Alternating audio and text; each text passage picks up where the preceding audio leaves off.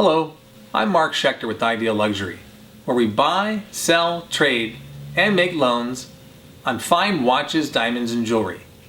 Welcome to another edition of Question Mark, where we answer questions about these luxury items. Today we'll be discussing the stainless steel Rolex Submariner. A lot of information to cover in a short video, so we'll touch on a few of the highlights and give you an up-close look at a few of the models.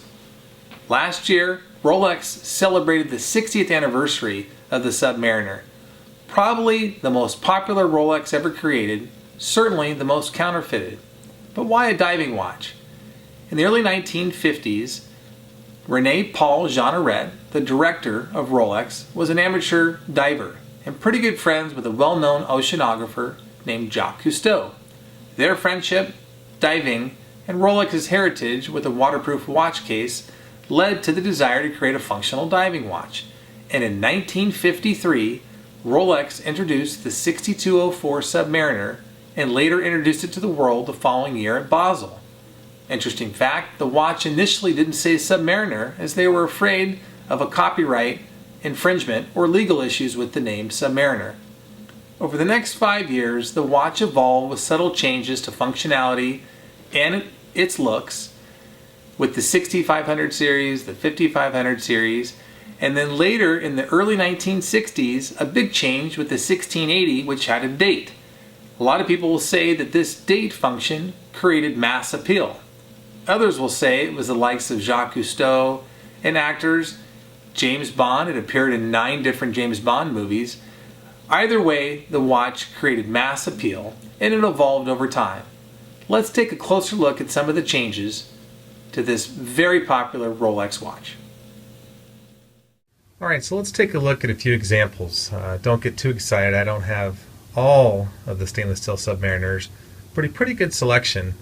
1964 5512, a 1968 red 1680, 1973 non-red 1680, a 2003 16610, and 2013 116610.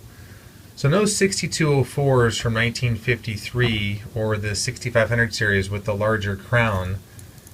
In the late 1950s, Rolex introduced the 5500 series, but in 1959 they introduced the 5512 with crown guards. You did an entire video on crown guards and their shapes and rarity, but that was a big difference for the 5512. Again, this is a stainless steel diving watch for the serious diver. This particular watch, you'll notice that the dial looks pretty bright for a 1964. More than likely this watch was sent back to Rolex, and Rolex will ruin a vintage dial. They'll actually refinish it and or the hands when it's worth more in its original state. But these luminous markers, if you're ever curious as to whether a dial's been refinished, one indication, these will still glow. These luminous markers work for a 1964 watch. That's pretty unlikely. Originally, Rolex used radium for the luminous and later switched to tritium. The watch has a rotating bezel, unidirectional, it goes one direction. And the way this works, pretty straightforward. You'll set that arrow on the minute hand, and then as you go down, you can follow your minute hand to see that you've been down for 20 minutes, 30 minutes, 40 minutes. It's a time-lapse bezel. And it only rotates one direction, so that in the event that it was accidentally rotated, you decrease your dive time, not increase it. Right there on the crown, you got the 3 dots. It's a triplock crown or triple gasket to help it with its obviously waterproof nature for diving to extreme depths. The watch was introduced, just like it is in this version, to 660 feet or 200 meters. So the watch continued to evolve, but in mid-1960s they introduced the 1680, and this is when the watch went from a tool watch to a mass-marketed sport watch, a watch that could appeal to the masses. And obviously the most significant difference is the date and the cyclops. It was commemorated with a red Submariner, so this is a red 1680, still a stainless steel diving watch, unidirectional bezel. That's an example of an original dial. You can see the nice patina to it that makes the dial more valuable when it's in its original state like that. And those luminous markers no longer work. Again, the watch is from 1968. This one has a riveted oyster bracelet, a personal favorite of mine. I think it looks really cool. Not necessarily older with the rivets. You'll notice or recall the 64 had a non-riveted bracelet. Stainless steel Submariner Sport watch.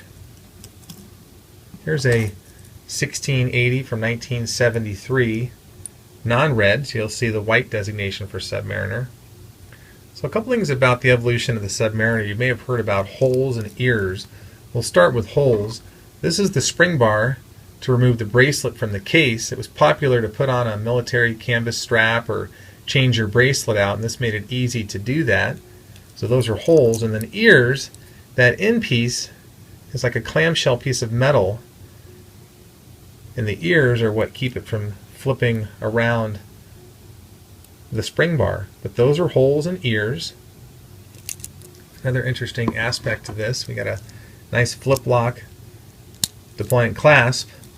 But Rolex put a wetsuit expander into the clasp, so you can quickly and easily expand the watch to put over your wetsuit or collapse it non-mechanically back to your wrist. I always thought that was really neat.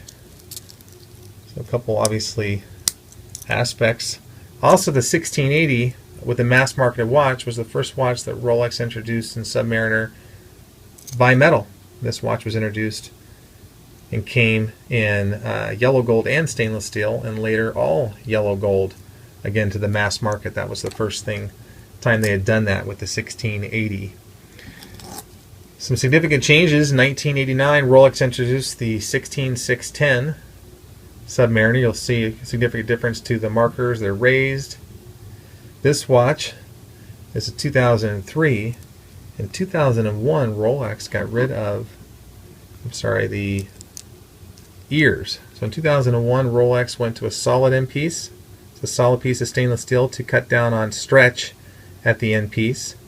And then in 2003, went to no holes. So this watch has no holes, solid end pieces.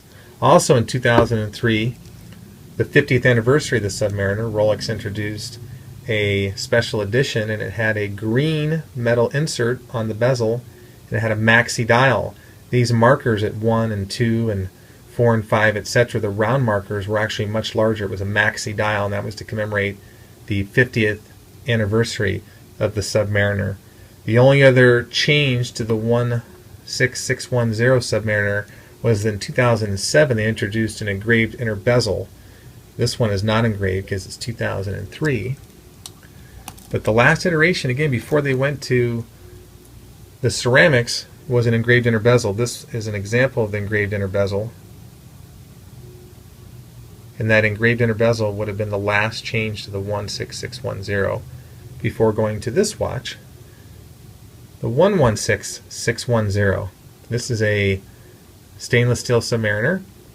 Now, this came with a maxi dial. You can see those dots are much larger on the watch.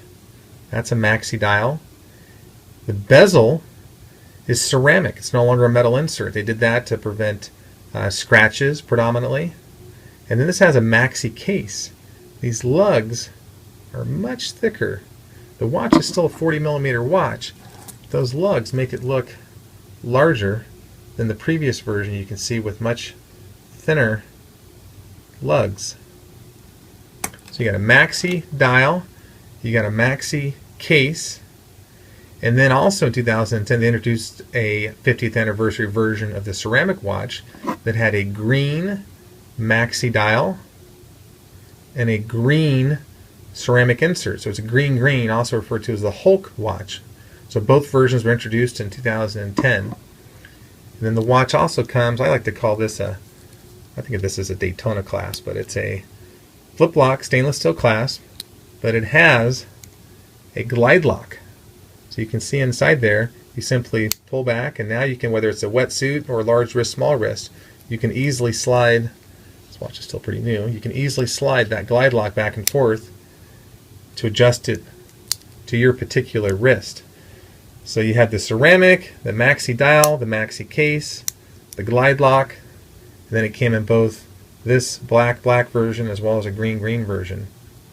So you can see the watch has evolved quite a bit over time. 1964, 5512, 2013, 116610. But still 40 millimeter stainless steel diving watch, very consistent look. The watch has evolved slowly over time. I think a big contributor to its value, and certainly a great addition to your collection if you don't have one. So there's a nice little summary, an example of the evolution of the Submariner. That's all for today. If you'd like your question answered, or would like to learn more about buying, selling, trading, or getting a loan from Ideal Luxury, please visit our website or give us a call. Thank you.